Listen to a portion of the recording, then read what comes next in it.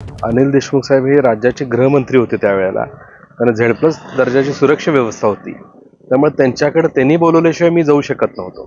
त्यांनी बोलवल्यामुळे मी त्यांच्याकडे गेलो. त्यावेळेला त्यांनी मला त्या ठिकाणी विनंती केली.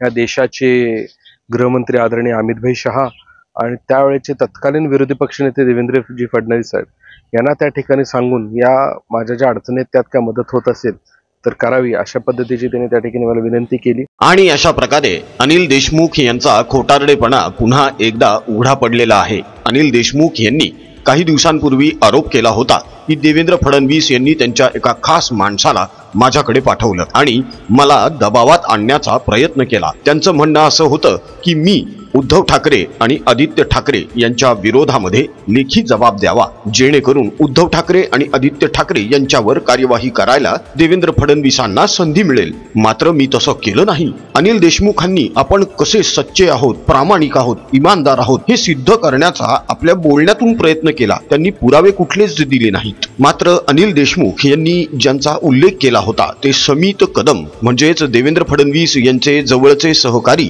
जे त्यांना दबावात आणण्यासाठी गेलेले होते, त्यांनी स्वतः प्रत्यक्ष मीडिया समोर येऊन जाहीर कबुली दिलेली आहे की असं काहीही घडलेलं नव्हतं. तर देवेंद्र फडणवीस हे तेव्हा विरोधी पक्ष नेते होते. अनिल देशमुख यांनीच स्वतः समित कदम यांना भेटण्यासाठी बोलवलं होतं आणि देवेंद्र फडणवीस आणि अमित शहा यांच्याशी बोलणी करून आपल्या अडचणी कमी होऊ शकतात का याचा अंदाज घेण्याचा प्रयत्न केला आणि त्यानुसार त्यांनी गळ घालण्याचा देखील प्रयत्न केला की मला यातून बाहेर काढा. मात्र समित कदम यांनी त्यांचा हा निरोप देवेंद्र फडणवीस अमित शहा यांच्यापर्यंत पोहोचवला जरी असला तरीही या दोघांनीही त्या प्रकरणामध्ये अजिबातच लक्ष घातलं नाही आणि अनिल देशमुख यांना 1 वर्ष तुरुंगात बसावं लागलं. महत्वाची गोष्ट ही आहे की जेव्हा अनिल देशमुख यांना गृहमंत्री पदावरून पायउतार व्हावं लागलं होतं तेव्हा महाविकास आघाडीचंच सरकार होतं.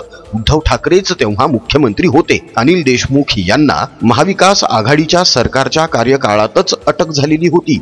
ईडीने त्यांच्यावर जबरी भ्रष्टाचाराचे गुन्हे दाखल केलेले होते. तत्कालीन मुंबईचे पोलीस कमिशनर परमबीर सिंग यांच्या कबुली जबाबावरून अनिल देशमुख यांची चौकशी करण्यात आली. त्या चौकशीमध्ये ईडीला लूप होल जाणवले आणि त्यांनी अनिल देशमुख यांना अटक केली. सध्या अनिल देशमुख हे आरोपातून निर्दोष बाहेर आलेले नाहीत, तर अनिल देशमुख हे जामिनावर बाहेर आलेले आहेत. आणि कालच सचिन वाजे यांनी जे स्टेटमेंट दिलेलं आहे त्यामुळे अनिल देशमुख यांच्या अडचणी आणखी वाढलेल्या आहेत. मित्रांनो, परमबीर सिंग यांच्या कबुलीनाम्यामुळे अनिल देशमुखांना 1 वर्ष तुरुंगात जावं लागलं.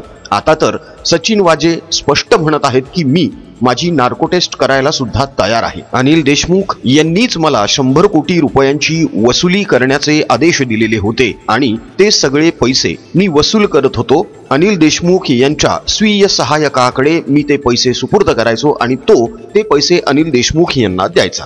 म्हणजे भ्रष्टाचाराची ही जी चेन आहे, ही जी कडी आहे, ही सचिन वाजे यांनी थोडक्यात उकल केलेली आहे. आता अनिल देशमुख यांचा आरोप असा आहे की देवेंद्र फडणवीस सचिन वाजे यांना दबावामध्ये आणून त्यांच्याकडून हवं तसं वदवून घेत आहेत. अहो, पण ही गोष्ट विसरून कशी चालेल की सचिन वाजे काय लादेन आहे का असं म्हणणारे उद्धव ठाकरे आता म्हणत आहेत सचिन वाजे काय हरिश्चंद्र आहे का. म्हणजे बघा, लादेन ते हरिश्चंद्र असा प्रवास सचिन वाजे यांचा उद्धव ठाकरे यांनीच घडवून आणलेला आहे. उद्धव ठाकरे यांनीच बडतर्फ झालेल्या सचिन वाजेंना पोलीस नोकरीमध्ये स्वतःच सामील करून घेतलं होतं. मनसुख हिरेंची हत्या मीच केलेली आहे असा स्पष्ट कबुलीनामा सचिन वाजे यांनी अगोदरच दिलेला आहे. मनसुख हिरेंची हत्या का झाली तर मुकेश अंबानी यांच्या घराच्या खाली जिलेटिनने भरलेली जी गाडी होती ती सचिन वाजे याने मनसुख हिरेन याच्याकडून घेतलेली होती, तीही खोटं नाटक कारण सांगून. आणि त्या गाडीमध्ये धमकीचं पत्र देखील सचिन वाजे यांनीच ठेवलेलं होतं. आता महत्वाची गोष्ट ही आहे मित्रांनो की परमबीर सिंग यांच्या कबुलीनाम्यानंतर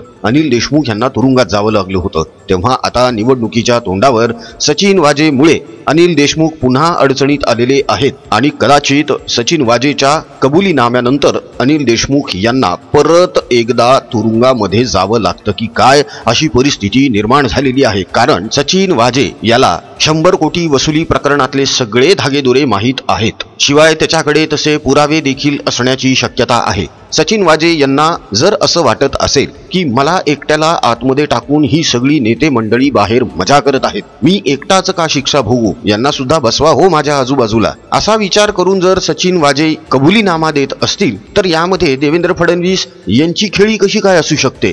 अहो, प्रत्येक गुन्हेगाराला माफीचा साक्षीदार बनण्याची संधी आपला कायदा देतोच की. मग जर माफीचा साक्षीदार बनण्यासाठी सचिन वाजे स्वतःहून पुढे येत असतील तर मग अनिल देशमुख यांचे हे जे आरोप आहेत हे सरळ सरळ खोटे ठरतात ना.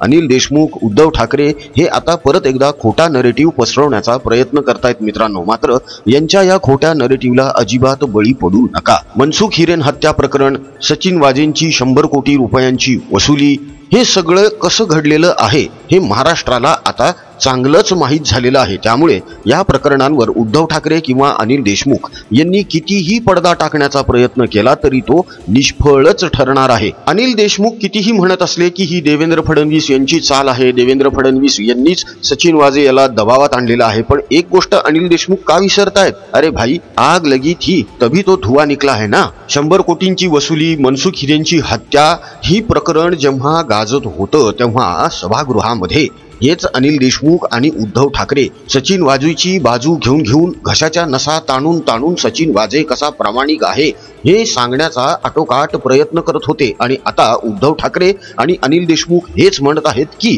सचिन वाजे हा बेभरवशाचा माणूस आहे, विश्वासघातकी माणूस आहे, त्याच्यावर विश्वास ठेवता येऊ शकत नाही. यावरूनच लक्षात येतं की अनिल देशमुख आणि उद्धव ठाकरे कसं स्वतःच्या सोयीचं राजकारण करतात, लोकांचा स्वतःच्या स्वार्थासाठी कसा फायदा करून घेतात आणि नंतर काम संपल्यानंतर किंवा आपल्या अंगलट आता प्रकरण येतंय असं दिसल्यानंतर सरळ सरळ एखाद्याचा बळी देऊन टाकतात. सचिन वाजे हे त्याचं उत्तम उदाहरण आहे. मित्रांनो, तुम्हाला काय वाटतं? सचिन वाजे याच्या स्टेटमेंट्स नंतर, कबुलीनाम्यानंतर किंवा सचिन वाजे हा माफीचा साक्षीदार बनल्यानंतर अनिल देशमुख पुन्हा एकदा आपल्याला तुरुंगामध्ये दिसतील का? अनिल देशमुख यांचा शनी वक्री झालेला आहे का? आपल्या अमाप संपत्तीच्या, पैशांच्या आणि ताकदीच्या, सत्तेच्या जोरावर अनेक धनाढ्य जण आपला गुन्हा दडपण्याचा प्रयत्न करतात. मात्र आपला कायदा हा तितकाही कुचकामी अजिबातच नाही, तो सक्षम आहे. आणि जर कोणी कायद्याच्या कचाट्यात सापडलेला असेल ना तर त्याला माफी नाही, त्याची सुटका होत नाही. हे आपण संजय राऊत यांच्या अटकेनंतर सुद्धा बघितलं होतं मित्रांनो. अहो, लालू प्रसाद यादव यांना सुद्धा अटक झाली. दिल्लीच्या मुख्यमंत्र्याला अरविंद केजरीवालला सुद्धा तुरुंगामध्ये जावं लागलेलं आहे. तेव्हा अनिल देशमुख यांच्यावर कुठल्याही क्षणी कारवाई होऊन त्यांना पुन्हा एकदा तुरुंगात जावं लागेल अशी दाट शक्यता आहे. यावर तुमचं काय मत आहे मित्रांनो? कमेंटमध्ये कळवायला अजिबात विसरू नका.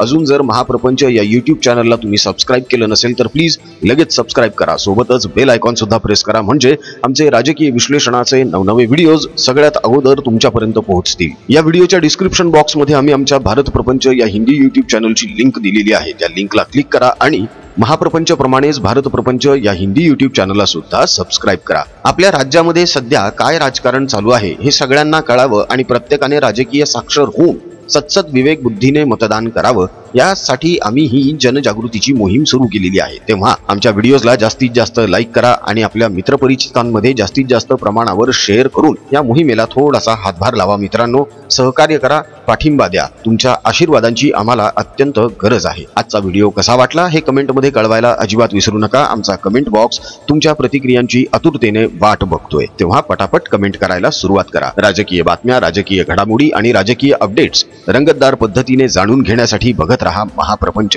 पुन्हा भेटूया पुढच्या व्हिडिओमध्ये. जय हिंद, जय महाराष्ट्र, वंदे मातरम, जय श्रीराम.